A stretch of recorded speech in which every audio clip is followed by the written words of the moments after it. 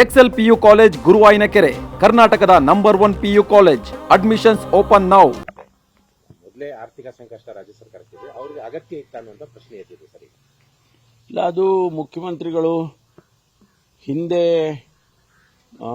ಆ board corporation ಚೇರ್ಮನ್ಗಳಿಗೆ ಯಾವ ಸ್ಥಾನಮಾನ ಕೊಟ್ಟಿದ್ರು ಈಗಲೂ ಅದನ್ನೇ ಕೊಡಬೇಕಾಗುತ್ತೆ. ಹೊಸದಾಗಿ ಈಗ ಅವರಿಗೆ ಕೊಡಲಿಲ್ಲ ಅಂದ್ರೆ ಅದಕ್ಕೆ ಸ್ಟೇಟಸ್ ಇರೋದಿಲ್ಲ. ಕೊಡಬೇಕು ಅಂದ್ರೆ ಒಂದಿಷ್ಟು ಹಣ ಖರ್ಚಾಗುತ್ತೆ. ಹಿಂದೆ ಆ ಕಾರ್ಪೊರೇಷನ್ಗಳಿಗೆ ಯಾವ ಸ್ಥಾನಮಾನ ಕೊಟ್ಟಿದ್ದಾರೋ ಅದನ್ನು ಕೊಡಲೇಬೇಕಾಗುತ್ತೆ. ಆ ರೀತಿ ಕೊಟ್ಟಿದ್ದಾರೆ. ಅದರಲ್ಲೇನು ಹೊಸದಾಗಿ ಏನು ಕಾಣಿಸ್ತಾ ಇಲ್ಲ. ಸರಿ, ಗೃಹಲಕ್ಷ್ಮಿ ಫಲಾನುಭವಿಗಳಿಗೆ ಸರ್ ಜೀವಿತ ಸರ್ಟಿಫಿಕೇಟ್, ಈಗ ಪಿಂಚಣಿದಾರರು ಪ್ರತಿ ವರ್ಷ ಜೀವಿತ ಸರ್ಟಿಫಿಕೇಟ್ ಸಲ್ಲಿಕೆ ಮಾಡ್ತಾರೆ, ನಾವು ಬದುಕಿದೀವಿ ಅಂತ. ಸೋರಿಕೆ ತಡೆಯುವುದಕ್ಕೆ ಗೃಹಲಕ್ಷ್ಮಿಗೂ ಕೂಡ ಅದನ್ನು ಕಡ್ಡಾಯ ಮಾಡಿ ಪ್ರತಿ ವರ್ಷನೂ ಫಲಾನುಭವಿಗಳು ಲೈಫ್ ಸರ್ಟಿಫಿಕೇಟ್ ಸಬ್ಮಿಟ್ ಮಾಡಬೇಕು ಅನ್ನುವಂಥದ್ದು ವಿಚಾರ ಸಿಎಂ ಅವರು ಸಿಎಸ್ಗೆ ಸಂಬಂಧಪಟ್ಟಂತೆ ಸೂಚನೆ ಕೊಟ್ಟಾರೆ. ಇದೊಂದು ರೀತಿಯಲ್ಲಿ ಈಗ 2-3 ತಿಂಗಳ ಇದ್ರ ಬಗ್ಗೆ ಹೆಚ್ಚು ಮಾಹಿತಿ ನನಗೆ ಇಲ್ಲ. ಯಾಕೆಂದ್ರೆ ಸಮಾಜ ಇದು ಮಕ್ಕಳ ಕಲ್ಯಾಣ ಇಲಾಖೆ ಸಚಿವರಿದ್ದಾರೆ. ಅವರು ಇದೆಲ್ಲ ಏನು ನಮ್ಮಲ್ಲಿ ಕ್ಯಾಬಿನೆಟ್ ಅಲ್ಲಿ ಏನು ಚರ್ಚೆ ಆಗಿಲ್ಲ. ಕ್ಯಾಬಿನೆಟ್ ಅಲ್ಲಿ ಚರ್ಚೆ ಆದ್ರೆ ನಮಗೂ ಗೊತ್ತಾಗುತ್ತೆ. ಅದರಿಂದ ಆ ವಿಷಯದಲ್ಲಿ ಹೆಚ್ಚು ಮಾಹಿತಿ ನನಗೆ ಇಲ್ಲ. ಟೆರರಿಸ್ಟ್ ಒಬ್ಬ ಜೈಲಲ್ಲಿ ತೀರ್ಕೊಂಡಿರೋದು ಸಾದಿಕ್ ಅಂತ, ಅದು ತನಿಖೆ ಮಾಡೋದಕ್ಕೆ ಹೇಳಿದ್ದೇನೆ. ಏನು ಯಾವ ಕಾರಣಕ್ಕೆ ಆ ರೀತಿ ಆಗಿದೆ, ತೀರ್ಕೊಂಡಿದ್ದಾರೆ ಅನ್ನೋದಂತ ಈಗ ರಿಪೋರ್ಟ್ ಕೊಡ್ತಾರೆ. ಕೊಟ್ಟಾದ್ಮೇಲೆ ಗೊತ್ತಾಗುತ್ತೆ. ಬಜೆಟ್ ಪೂರ್ವಭಾವಿ ಸಭೆ ಆಗಿದೆ, ಆಡಳಿತ ಇಲಾಖೆದು ಕೂಡ ಆಗಿದೆ. ತಾವೇನು ಪ್ರಸ್ತಾವನೆ ಸಲ್ಲಿಸಿದಿರಿ ಅಂತ ಸರ್? ಅಲ್ಲ, ನಾವು ಮೊದಲನೇದಾಗಿ ರೆಕ್ರೂಟ್ಮೆಂಟ್ಗೆ ಪರ್ಮಿಷನ್ ಕೊಡಬೇಕು ಅಂತ ಕೇಳಿದ್ದೇನೆ. ಆಮೇಲೆ ನಮಗೆ ಮೊಬಿಲಿಟಿ ಭಾಳ ಇಂಪಾರ್ಟೆಂಟ್. ಪೊಲೀಸ್ಗೆ ವೆಹಿಕಲ್ಸು ಅದೆಲ್ಲ ಬೇಕು ಅಂತ ಕೇಂದ್ರ ಸರ್ಕಾರ 15 ವರ್ಷದ ನಂತರ ಯಾವುದು ವೆಹಿಕಲ್ಸ್ಗಳನ್ನ ಯೂಸ್ ಮಾಡಬಾರ್ದು ಅಂತ ಏನು ಆದೇಶ ಮಾಡಿದ್ದಾರೆ. ಅದರ ಹಿನ್ನೆಲೆಯಲ್ಲಿ ಸಾವಿರಾರು ವೆಹಿಕಲ್ಸ್ ಅನ್ನು ನಾವು ತೆಗೆದಿದ್ದೇವೆ. ಅದನ್ನ ರಿಪ್ಲೇಸ್ಮೆಂಟ್ ಆದರೂ ಮಾಡಬೇಕಲ್ಲ. ಹೊಸ ವೆಹಿಕಲ್ಸ್ ಕೊಂಡ್ಕೊಳ್ಳೋದು ಒಂದು ವಿಚಾರ, ಆದರೆ ಹಳೆ ವೆಹಿಕಲ್ಸ್ ಅನ್ನ ತೆಗೆದು ಹಾಕಿರೋದನ್ನು ರಿಪ್ಲೇಸ್ ಮಾಡೋದಕ್ಕೂ ಕೂಡ ಅದನ್ನು ಕೂಡ ನಾನು ಕೇಳ್ಕೊಂಡಿದ್ದೇನೆ. ಆಮೇಲೆ ನಮಗೆ ಹೌಸಿಂಗು ಬಹಳ ಇಂಪಾರ್ಟೆಂಟ್. ಪೊಲೀಸ್ನವರು ಅವರ ಮನೆಗಳು ಅವರು ಇರ್ತಕ್ಕಂಥ ಸ್ಥಿತಿಗತಿಗಳನ್ನು ನೋಡೇ ನಾವು ಪೊಲೀಸ್ ಗೃಹ ಅಂತೇಳಿ ಕಾರ್ಯಕ್ರಮ ಮಾಡಿದ್ವಿ. ಅದನ್ನು ಮುಖ್ಯಮಂತ್ರಿಗಳು ಕೂಡ ಅಪ್ರಿಷಿಯೇಟ್ ಮಾಡಿದರು ಮತ್ತು ಅದನ್ನು ಇನ್ನೊಂದು 5 ವರ್ಷ ಎಕ್ಸ್ಟೆಂಡ್ ಮಾಡಬೇಕು ಅಂತ ಹೇಳಿ ಅವರೇ ಹೇಳಿದ್ದಾರೆ. ಹಾಗಾಗಿ ಅದಕ್ಕೂ ಕೂಡ ಹಣ ಕೊಡಬೇಕು ಅಂತ ಕೇಳಿದ್ವಿ. ಇನ್ನು ಬಹಳಷ್ಟು ಸಣ್ಣ ಸಣ್ಣ ಕಾರ್ಯಕ್ರಮಗಳೆಲ್ಲ ಇದಾವೆ ನಮ್ಮಲ್ಲಿ. ಸೈಬರ್ ಕ್ರೈಮಿಂದು, ಡ್ರಗ್ಸ್ ಹಿಡಿಯೋದಕ್ಕೆ, ಇವೆಲ್ಲ ಹೊಸ ಹೊಸ ವಿಚಾರಗಳು. ಅದಕ್ಕಾಗಿ ಹೆಚ್ಚು ಅದಕ್ಕೆ ಬೇಕಾದಂತ ಇದನ್ನ ಕೊಡಬೇಕು ಅಂತ ಹೇಳಿ ಕೇಳ್ಕೊಂಡಿದ್ದೀನಿ. ನೋಡಬೇಕು ಯಾವ ರೀತಿ ಅಂತಿಮವಾಗಿ ತೀರ್ಮಾನ ಮಾಡ್ತಾರೆ. ಮೆಟ್ರೋ ಟಿಕೆಟ್ ದರ ಸಂಬಂಧಪಟ್ಟಂತೆ ರಾಜ್ಯ ಸಂಸದರು ಈಗಲೂ ಕೂಡ ಸರ್ಕಾರದ ಮೇಲೆ ಆರೋಪ ಮಾಡ್ತಾ ಇದ್ದಾರೆ. ಆದ್ರೆ ನಾಳೆಯಿಂದ ದರ ಏರಿಕೆ ಆಗಬೇಕಾಗಿತ್ತಲ್ಲ, ಕೇಂದ್ರ ಸರ್ಕಾರ ಹೋಲ್ಡ್ ಮಾಡಿದೆ. ಮನೋಹರ್ ಲಾಲ್ ಖಟ್ಟರ್ ಅವರು, ನಗರಾಭಿವೃದ್ಧಿ ಸಚಿವರು, ಅವರು ಹೋಲ್ಡ್ ಮಾಡಿದ್ದಾರೆ. ಇದು ಯಾವಾಗ್ಲೂ ಈ ಮೆಟ್ರೋದು ಪದೇ ಪದೇ ಗೊಂದಲ ಆಗೇ ಆಗ್ತದೆ. ಅವರು ನಾವು ಇಬ್ಬರು ಸೇರಿ ಮಾಡುವಂತದ್ದು ಯೋಜನೆ ಇದು.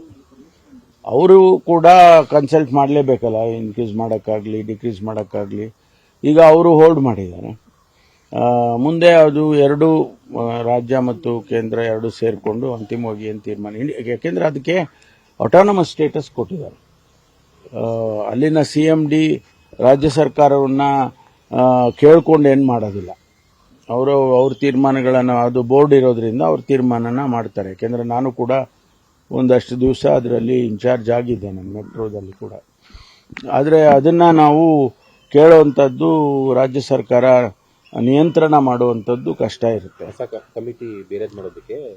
ಕಮಿಟಿ ಬೇರೆ ಮಾಡಬಹುದು, ಅಲ್ಲಲ್ಲ, ಕಮಿಟಿಯನ್ನ ಬೇರೆ ಮಾಡಬಹುದು. ಕಮಿಟಿ ಮಾಡಿದ ತಕ್ಷಣ ನಮ್ಮನ್ನ ಕೇಳೇ ಮಾಡ್ತಾರೆ ಅಂತ ಏನಿಲ್ಲ. ಅವರು ಅವ್ರದೇ ಆದಂತ ಡೈರೆಕ್ಷನ್ಸ್ಗಳು ಕೇಂದ್ರ ಸರ್ಕಾರದಿಂದ ಬಂದಿರುತ್ತೆ. ಆ ಹಿನ್ನೆಲೆಯಲ್ಲಿ ಮಾಡ್ತಾರೆ. ಹೊಸ AI ಸಾಫ್ಟ್ವೇರ್ಗೆ ಸಾಕಷ್ಟು ಆಕ್ಷೇಪ ಬರ್ತಾ ಇದೆ ಸರ್.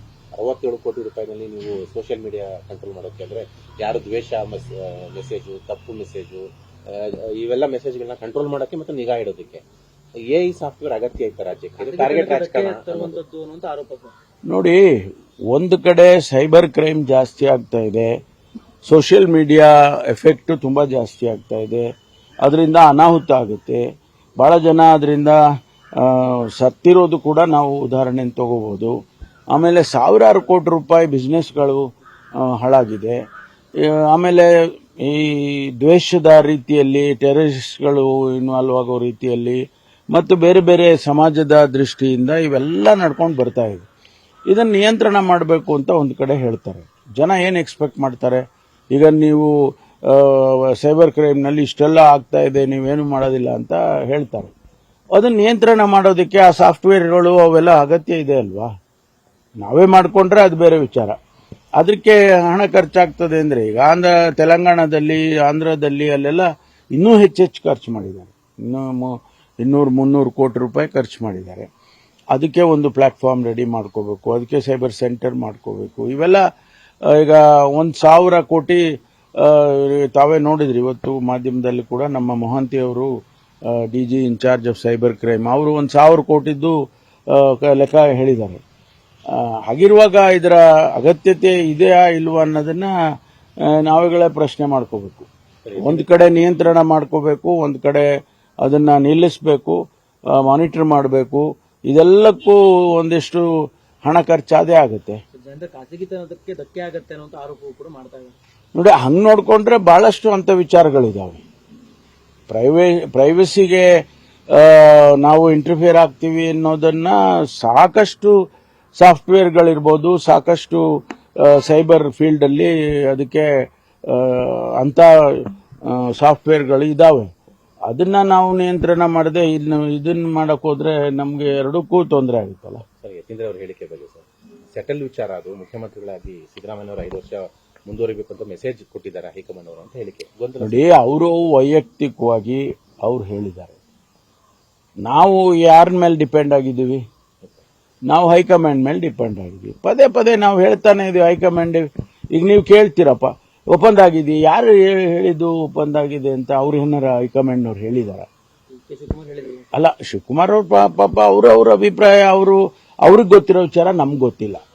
ಯಾಕಂದ್ರೆ ಅವರು ಒಳಗಡೆ ಇದ್ದವರು, ನಾವೆಲ್ಲ ಹೊರಗಡೆ ಇದ್ದವು. ನಮ್ಗೆ ಅಲ್ಲೇನ್ ನಡೆದಿದೆ ನಮ್ಮನ್ನ ಕೇಳಿದ್ರೆ ನಾವೇನು ಹೇಳಬೇಕು? ಹೌದಪ್ಪ, ನಮ್ಗೇನು ಆ ವಿಷಯದ ಬಗ್ಗೆ ಮಾಹಿತಿಗಳಿಲ್ಲ ಅಂತಾನೆ ಹೇಳ್ತೀವಿ. ನಾವು ಮಾಹಿತಿ ಇದ್ರೆ ಹೇಳ್ಬೋದು, ನಿಮ್ಮ ಹತ್ರ ಶೇರ್ ಮಾಡಬಹುದು. ಆದ್ರೆ ಅಲ್ಲಿ ಏನ್ ನಡೆದಿದೆ ಅನ್ನೋದು ಅವ್ರಗಳಿಗೆ, ಮುಖ್ಯಮಂತ್ರಿಗಳಿಗೆ, ಶಿವಕುಮಾರ್ ಅವರಿಗೆ ಅಷ್ಟೇ ಗೊತ್ತು, ಮತ್ತು ಹೈಕಮಾಂಡಿಗೆ ಗೊತ್ತು. ಹೈಕಮಾಂಡ್ ಸುಮ್ಮನೆ ಇದ್ದಾರೆ ಅಂತ ಅಂದಾಗ ನಾವೇನು ಅನ್ಕೊಳ್ಬೇಕು? ಏನು ಆಗಿಲ್ಲಪ್ಪ ಅಂತ ಅನ್ಕೋಬೇಕು. ಆಗಿದ್ರೆ ಹೇಳ್ಬೋದು ಅವರು, ಅಥವಾ ಕ್ರಮ ತಗೋಬಹುದು.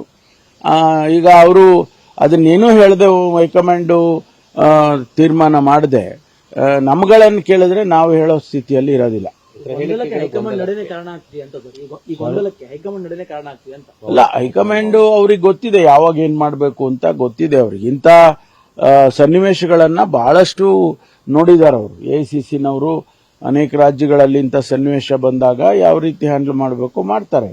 ಅದಕ್ಕೆ ನಾವು ಯಾವಾಗಲೂ ಏನು ಹೇಳ್ತೀವಿ ಅಂತ ಹೇಳಿದ್ರೆ, ಏನೇ ಇಂಥ ಸಂದರ್ಭ ಬಂದ್ರೆ ನಾವು ಹೈಕಮಾಂಡ್ ಕಡೆ ತೋರಿಸ್ತೀವಿ. ಹೈಕಮಾಂಡ್ ತೀರ್ಮಾನ ಆಗದೆ ಇಲ್ಲೇನೂ ಆಗೋದಿಲ್ಲ. ಹೈಕಮಾಂಡ್ ಅಂತಿಮ ತೀರ್ಮಾನ ಅವ್ರದ್ದು ವಿನಃ ನಾವುಗಳ್ಯಾರು ಅನೇಕ ಜನ ಸ್ಟೇಟ್ಮೆಂಟ್ಗಳು ಕೊಡ್ಬೋದು, ಆ ಸ್ಟೇಟ್ಮೆಂಟಿಗೆ ಅಷ್ಟೇ ಸ್ಥಿಮಿತ ಆಗುತ್ತೆ. ಆದ್ರೆ ತೀರ್ಮಾನ ಆಗೋದು ಹೈಕಮಾಂಡ್ ಅಲ್ಲಿ. ಬೇರೆ ಬೇರೆ ರಾಜ್ಯದಲ್ಲಿ ಇದೇ ರೀತಿಯ ವಾತಾವರಣ ಸೃಷ್ಟಿಯಾದಾಗ ಅಲ್ಲಿ ಅಧಿಕಾರವನ್ನು ಕಾಂಗ್ರೆಸ್ ಕಳ್ಕೊಳ್ಬೇಕಾದ ಬಂತು. ಇಲ್ಲೂ ಕೂಡ ಅಧಿಕಾರದಲ್ಲಿದ್ದೀರಿ. ಈ ರೀತಿಯಾಗಿ ಮುಂದುವರ್ಸ್ಕೊಂಡು ಹೋದ್ರೆ ಜನರು ಯಾವ ರೀತಿ ವಿಶ್ವಾಸ ಇಡ್ತಾರೆ? ಅದು ಕೂಡ ಹೈಕಮಾಂಡ್ ಅವ್ರಿಗೆ ಗೊತ್ತಿದೆ ಅಲ್ವಾ. ಅದು ಕೂಡ ಇಂಥ ಸನ್ನಿವೇಶ ಹೇಗಿರ್ಬೇಕು ಅನ್ನೋದನ್ನು ಕೂಡ ಅವರು ಗಮನಿಸಿರ್ತಾರೆ. ಅದನ್ನ ಅವರೇ ನಿರ್ಧಾರ ಮಾಡಬೇಕು. ನಾವ್ಯಾರು ಕೂಡ ನಿರ್ಧಾರ ಮಾಡಕ್ ಸಾಧ್ಯನೇ ಇಲ್ಲ.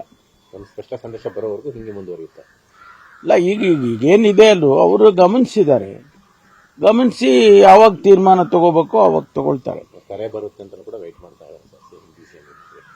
ಅದೇ ನಾ ಹೇಳಿದ್ನಲ್ಲ, ಯಾಕೆ ಕರೆ ಬರುತ್ತೆ? ಹೈಕಮಾಂಡ್ನವರು ಕರೆ ಬರಬೇಕು. ಬೇರೆ ಯಾರು ಕರೆ ಬಂದ್ರೆ ಏನು ಉಪಯೋಗ ಇಲ್ಲ. ಹೈಕಮಾಂಡ್ನವ್ರ ಕರೆ ಬಂದ್ರೇನೆ ಎಲ್ಲ ಇತ್ಯರ್ಥ ಆಗೋದು.